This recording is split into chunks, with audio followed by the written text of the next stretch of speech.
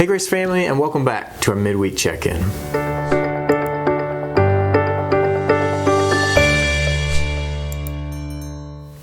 So last Sunday, we got to celebrate on the best day of the year, to gather as a body on Resurrection Day and to just remember what the resurrection means and how that impacts our daily lives. And so I hope you really enjoyed that if you were able to make it out. I know a few of the families were obviously traveling in different areas, but what a great time to gather at as the body and just celebrate our risen Savior.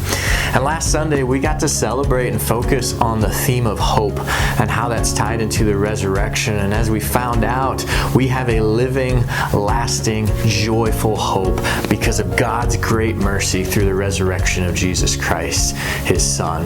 And so what I wanted to do this week is read a verse that kind of complements that, give us some ideas as to how we can apply that through our week and in our daily lives. And so for that, I found myself in Hebrews chapter 10, and this is verse 23. It says, "Let us hold fast the confession of our hope without wavering, for He who promised is faithful." And when that phrase says, "let us hold fast," that word hold fast means to keep secure or to keep firm possession of. You know, I get the idea of, if you've ever been in an amusement park, and I find myself in those moments constantly checking for my wallet, right?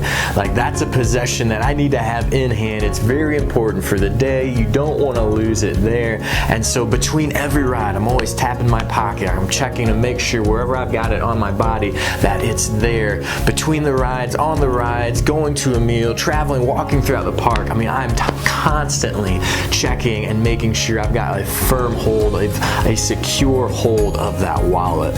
And in maybe a little bit of a way, that's kind of what this is saying here in Hebrews. Let us hold fast to our confession of hope, to keep firm possession of, to keep secure the hope of Jesus Christ. And so you kind of think about that and carry that illustration throughout our day. You know, how many times are we coming back to and making sure we've got a tight hold of the hope of Jesus Christ? You know, to and from every place we go, as we're traveling, as we're at home, in every conversation, in every event, how many times are we coming back and returning to, I have a hope in Jesus Christ. I'm dependent on that hope. I'm holding firmly to that hope and just having that deep possession of a living, lasting, joyful hope of Jesus Christ. So maybe use that analogy a little bit, see how that plays out in your life and how we daily, moment by moment, can be coming back to that living hope of Christ.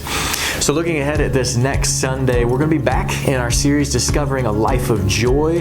We're in the book of Philippians chapter 1, and we're looking at 3 whole verses this week. So we'll be in verses 12 through 14, and we'll see a shift in our theme. We're obviously done with the prayer section of Philippians chapter 1, and now we're shifting into kind of Paul's report. And we're going to see in these first 3 verses, he's kind of answering the question, why am I here? And so we're going to look at those moments in our lives where we find ourselves going, why am I here? How did I get here? And we'll see how we can live a life that is honoring to God and with a purpose that He gives us in every single moment, especially those moments where we're going, I don't know how I got here. So I'll still look forward to seeing you back here this next Sunday. We are back to our regular times, so service at 9, second hour to follow at 10:45. And then in the meantime, don't forget to hold fast, to cling tightly to have secure possession of the hope of Jesus in the midst of every moment of every day, that living, lasting, joyful hope. Have a great week, church. Know I'm praying for you, and I look forward to gathering with you again this Sunday.